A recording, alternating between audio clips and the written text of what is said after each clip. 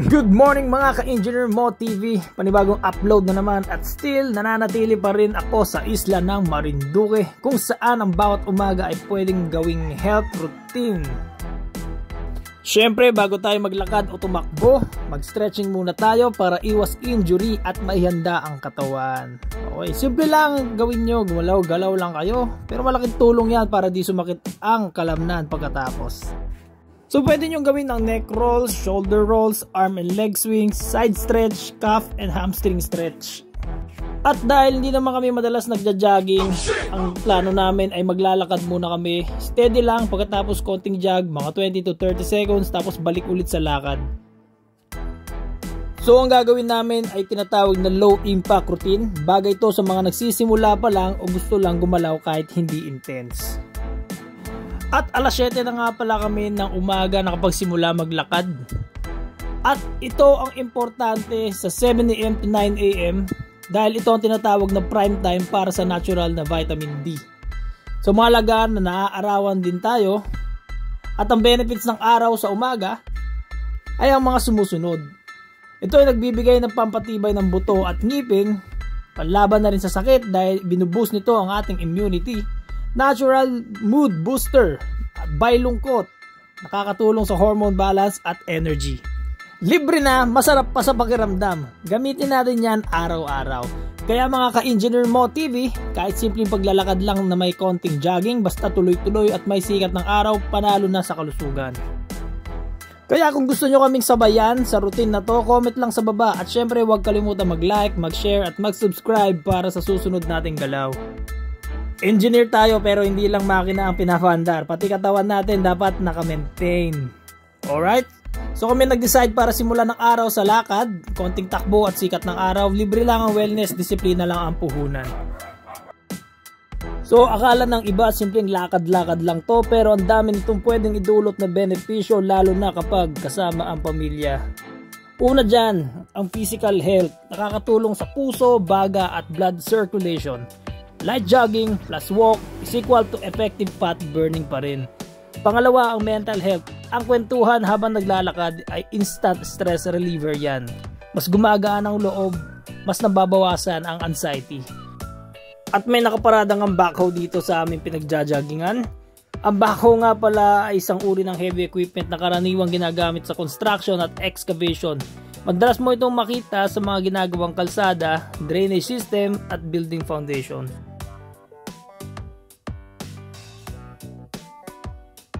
Karaniwang ginagamit nga pala ito sa mga road widening at drainage projects. Malaking tulong sa mga contractor at construction companies sa urban at rural areas.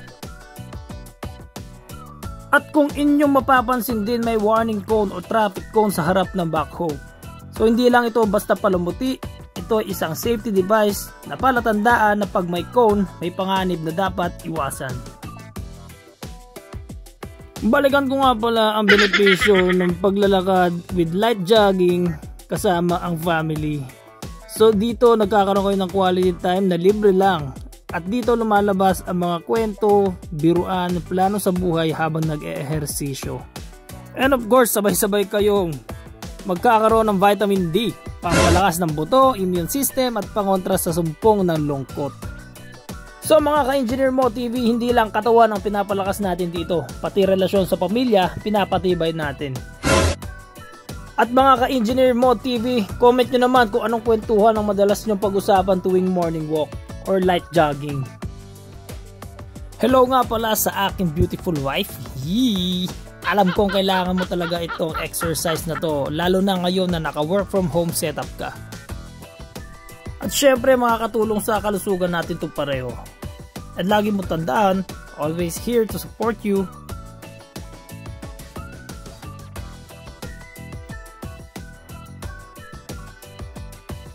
Shout out nga pala sa aming kasama na si Kuya Biker Mick 30, kuya pinsan ng aking asawa. Solid ang mga vlogs niya, lalo na kung trip nyo ang biking at gusto nyo matuto ng practical tips pagdating sa maintenance, pag-setup ng bike, spare parts, at mga adventures. Kaya mga ka-Engineer Mo TV, ano pang inaantay mo? Manood na ng vlogs niya at marami kayong mapupulot doon. At napansin ko lang mga ka-Engineer Mo TV, itong kulay dilaw na bato na to na nasa gilid ng kalsada. I-share ko lang konting kaalaman ko tungkol dito. Ito ay tinatawag na kilometer marker or kilometer stone na merong upper and lower white box at merong text na nakalagay.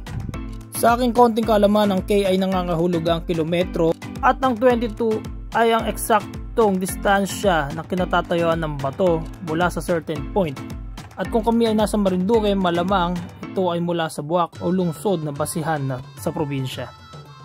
Ang N at 15 naman indicates the next town center you're approaching at yung distansya niya mula sa kinatatayuan ng bato. Kung tama ako, i-comment nyo naman, at kung mali ako, paki-correct din naman ako. Maraming salamat ka Engineer Mo TV.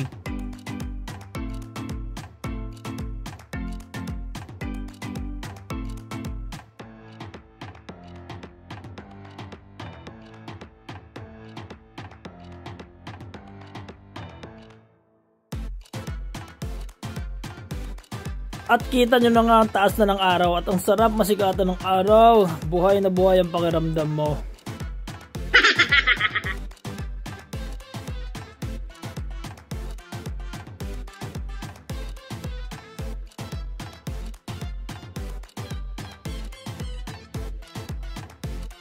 At kahit walking pa lang kami, ramdam ko na ang init sa katawan at pawis. At mga ka-Engineer Mo TV, may napansin na naman tayong kakaiba sa ating nilalakaran. May nakita ako sa gilid ng bundok ng mga net. At sa aking pag-research, ang tawag dito ay rockfall netting o slope protection netting. Ang purpose o ang layunin nito ay una, pag-iwas sa pagguho o pagbagsak ng bato. Pinipigilan nito ang maliliit na bato o debris mula sa bundok na gumulong o bumagsak sa kalsada na maaaring magdulot ng aksidente. Pangalawa naman, proteksyon sa mga motorista at pedestrian, lalo na sa mga kalsadang gilid bundok. Ang netting ay nagsisilbing unang panangga laban sa panganib. Pangatlo, pag-iwas sa soil erosion. Kapag umulan, nagiging madulas ang lupa, ang netting ay tumutulong para hindi tuluyang lumambot at bumaksak ang lupa. Ang karaniwang materyales na ginagamit dito ay steel wire mesh or galvanized netting. Minsan may shortcrete o sementong ini-spray sa ilalim para dagdag lakas. May mga anchor bolts gaya ng nakikita mo sa gitna ng net, yung may parang plate para hindi lumuwag. Kaya mga ka-Engineer Mo TV, kung kayo ang makakapansin nito sa inyong mga dinaraanan na net sa gilid ng bundok, hindi yan basta design lang. Ang tawag dyan ay rockfall netting at yan ang nagsasagip sa atin sa mga bato at lupa na pwedeng gumuho papunta sa kalsada. So engineering with a purpose, ika nga. At pagdating naman sa maintenance efficiency, mas madali sa DPWH o LGU na i-monitor ang slopes kung may netting dahil controlled ang paggalaw ng lupa o bato.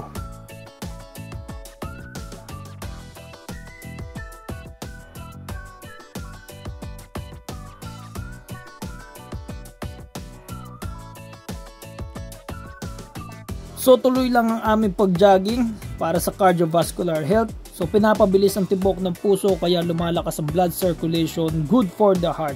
At nakakabawas ng stress at anxiety ang pagja-jogging. Ito ay naglalabas sa katawan ng endorphins o happy hormones kaya kahit pagod ka, ang sarap pa rin sa pakiramdam. Also pampalakas ng buto at muscle. Pinapalakas nito ang lower body, legs, tuhod at balakang. Fat burner plus pang maintain ng timbang. Nakakatulong ito para magsunog ng calories. Kaya mga ka-Engineer Mo TV, ang simpleng pagja-jogging lalo na sa umaga ay hindi lang pampapayat. Nakakatulong ito sa puso, sa mental health at sa lakas ng katawan. At ang oras na 7 to 9 AM ay swak yan sa banayad na sikat ng araw na may vitamin D. Kaya tara na, takbo na!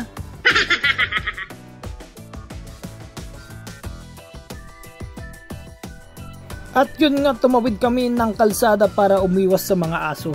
Pero guess what? Tumawid din sila. Mukhang gusto ng mga aso ng bonding moment. Baka gusto ring sumama sa morning jog.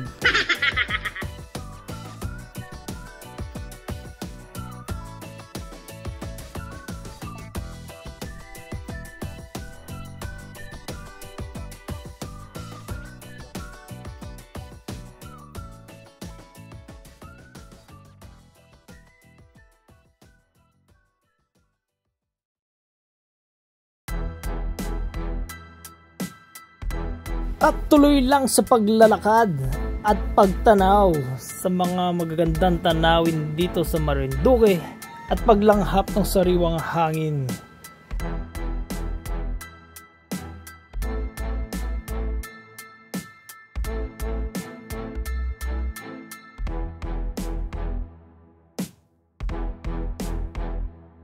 At sa amin ng paglalakad, meron kaming nadat ng kainan o Lugawan Express. Nako, tukso, layuan mo ako.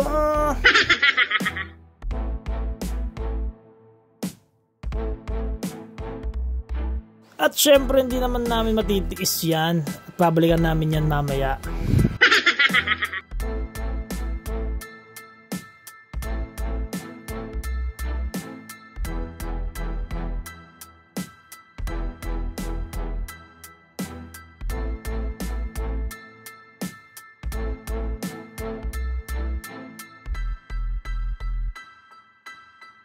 Pangiti-ngiti lang kami dito pero gusto naming balikan yung Lugaw Express.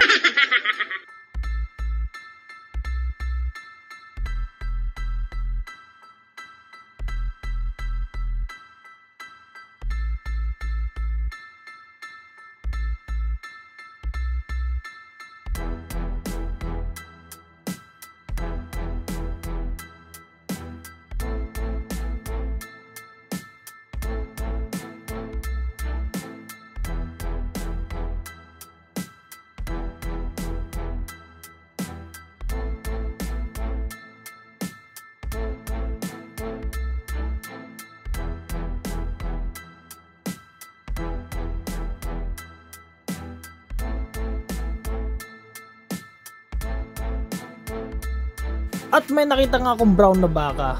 Ayon sa research ko, ito ay native o Asian breeds. Ang kaibahan nito sa puti, ang puti naman ay mostly imported breeds. At kung mapapansin nyo mga ka-Engineer Mo TV, ang mga kanal dito sa gilid ng kalsada ay bukas. Sa mga lugar na may bundok o uneven ang lupa, open canal ang mas madaling itayo kaysa enclosed pipe type drainage. Hindi dahil tinipid kundi dahil practical ito sa ganitong klima at terrain. Kapag umulan, diretso ang daloy ng tubig, walang sabit. Pero syempre, paalala lang, huwag tayo magtatapon ng basura dito. At kung alam nyo naman ang kwelang usapan sa baryo o probinsya, ang bulaklak ng sitaw ay minsan tinutukso dahil sa itsura nito. Comment naman yung mga nakakaalam dyan.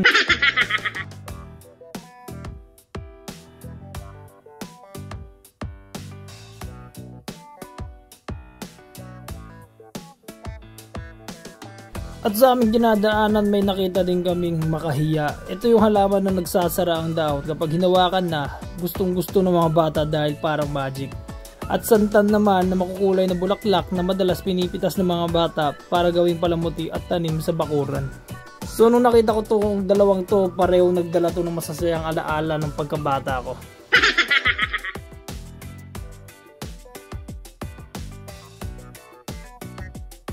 At syempre mga ka-Engineer Mo TV, pagod na, gutom pa, jogging tapos direct sa Lugawan, parang marathon sa tiyan, level up ang energy.